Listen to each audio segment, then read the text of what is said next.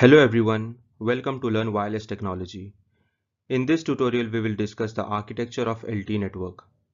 The discussion on LTE architecture will be divided into two parts. First part will be the E-UTRAN architecture, which will be discussed in this tutorial, and the second part, which is the EPS architecture, will be discussed in the next tutorial. We will discuss about different network elements in the architecture and the interfaces between them. So let's start. Let's first have a look at the overview of the LTE architecture. This is a simple overview of the architecture. It basically consists of two major parts. The radio access part known as E-UTRAN, that is Evolved Universal Terrestrial Radio Access Network, which provides the actual radio interface to UE for transmission over the air.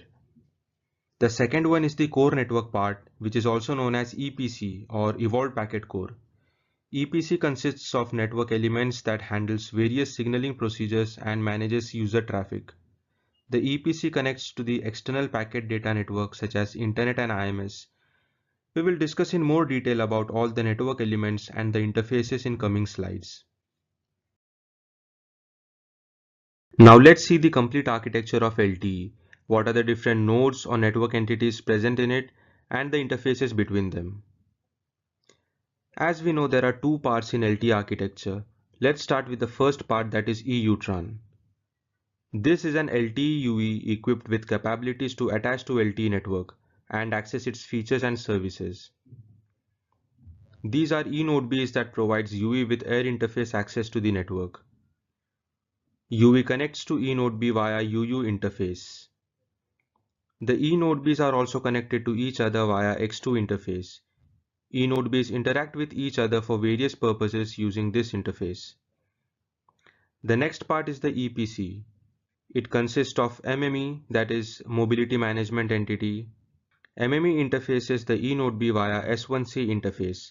It provides the control plane path that handles number of signaling procedures that allows UE to attach to network.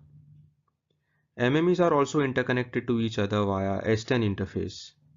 The next element in EPC is the serving gateway. It is connected to eNodeB via S1U interface. It provides the user plane path to handle the user data traffic.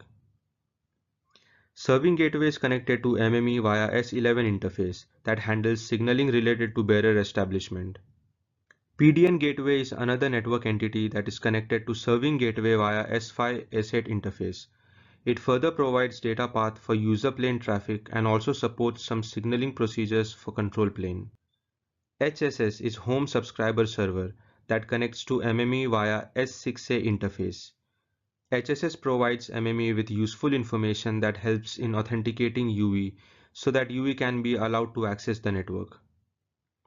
PCRF, that is Policy and Charging Rules function, is the policy manager of LTE network. It is connected to PDN gateway via GX interface. PDN gateway connects to the external packet data network that can be a server that provides internet access or an IMS server that provides voice calling facility. The interface between the PDN gateway and the external packet data network is SGI, and PCRF connects to external network via RX interface.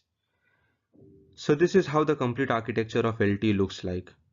Now let's discuss in detail about each network elements, its functions and the responsibilities in various functions. Let's start with E-UTRAN. So E-UTRAN consists of several eNodeBs that are interconnected via X2 interface. It is connected to EPC via S1 interface. X2 and S1 are logical interfaces. Now since LTE uses a flat architecture, it does not have radio network controller or base station controller like in 3G and 2G. As you can see, the dotted lines show the signaling path and solid lines show the user data path.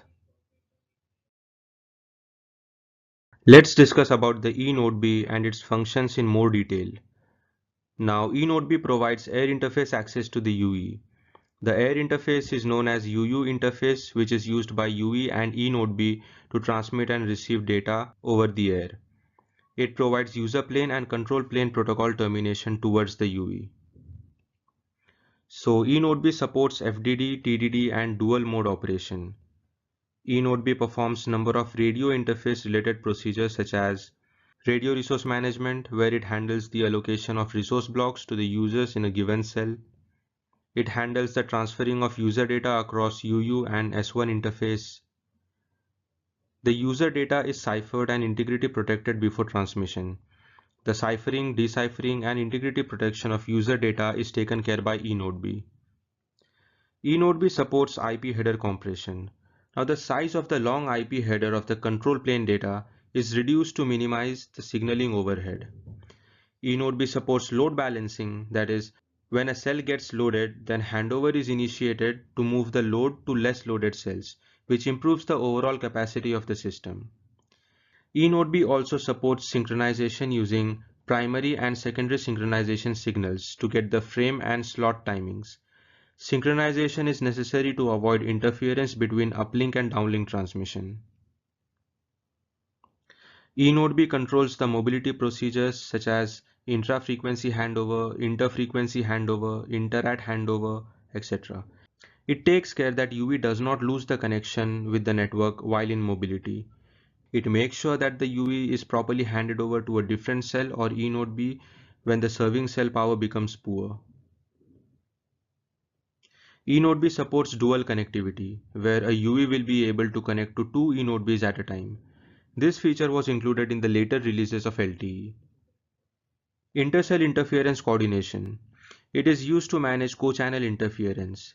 It allows neighboring eNodeBs to exchange load information to help coordinate the uplink and downlink resources to reduce intercell interference. The channel bandwidth can be managed in such a way that a part of the bandwidth can be used on one eNodeB and other part of the bandwidth can be used by other eNodeB. This will improve the signal to noise ratio but reduce the number of resource blocks available for transmission. eNodeB is responsible for processing and maintaining an end-to-end connection between the UV and network by managing the setup, establishment, configuration, and release of a connection. eNodeB transfers the NAS messages, that is, non-access stratum messages, from UV to MME. The UV's NAS layer interacts with the MME's NAS layer, as eNodeB does not have the NAS layer in its protocol stack. Since the UV does not interface directly with MME, hence the UV transfers the NAS messages by embedding it into the RRC messages and send it to eNodeB, which the eNodeB forwards to MME. NAS messages are nothing but the requests that are sent by UV to the network to initiate attach procedure, establish a bearer, make a service request, or establish a PDN connection. Paging, positioning, MBMS broadcast and transmitting warning notifications are some of the other functions of eNodeB. Now let's discuss what the X2 interface does. X2 interface connects one eNodeB to the other eNodeB to support the exchange of signaling information and transfer of user application data. The list of functions supported by X2 interface are intra-LTE access system mobility support, which allows the eNodeB to hand over the control of a particular UV to another eNodeB. It basically means that the X2 interface supports mobility functions which allows eNodeB to hand over the control of a particular UV to another eNodeB based on various factors such as signal strength and measurement events, so that the connected UV is not compromised with the connectivity and performance. Transferring of context from source eNodeB to target eNodeB to maintain the EUTRAN services for a certain UV. So when handover procedure is initiated, the transferring of UV context from source eNodeB to target eNodeB happens over the X2 interface. Source eNodeB transfers all the information to target eNodeB that is necessary to serve the UV. In case the handover is cancelled, this information will be notified to target eNodeB via X2 interface, and the UV context will be removed. That is, the radio resources allocated to the UV will be released. Other functions supported by X2 interface are load balancing, error indication, intercell interference coordination, etc. Now let's discuss the functions of S1 interface. It is a logical interface between eNodeB and EPC. eNodeB is connected to MME via S1C interface to facilitate signaling messages, and it is connected to serving gateway via S1U interface for transferring the user data. The list of functions supported by S1 interface are establishment, maintenance, and release of E-UTRAN radio access bearers. It is used to manage the context of the connected UEs in active state.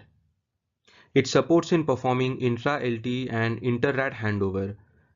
When inter-RAD handover needs to be performed, the MME communicates with the core network of 3G or 2G network over SGS interface for signaling procedure and instructs the eNodeB over S1C interface to carry out the handover process. The NAS signaling messages exchanged between UE and MME are transferred by eNodeB via S1C interface to MME. When UE requests for a bearer establishment for transferring user data, GPRS tunneling protocol for user plane, that is GTPU tunnel, is established. GTPU tunnel are used to transfer user plane data between two nodes, which are identified by GTPU tunnel endpoints. For example, the eNodeB and serving gateway represents one pair of endpoints, and serving gateway and PDN gateway represents another pair of endpoints. S1 interface manages this GTPU tunnel between EUTRAN and EPC, that is between eNodeB and serving gateway. Network sharing and NAS node selection. Network sharing is a concept where different core network operators are allowed to share radio access network. This is effective in reducing the cost as the operators share the heavy deployment cost. A core network operator is identified by PLM and ID.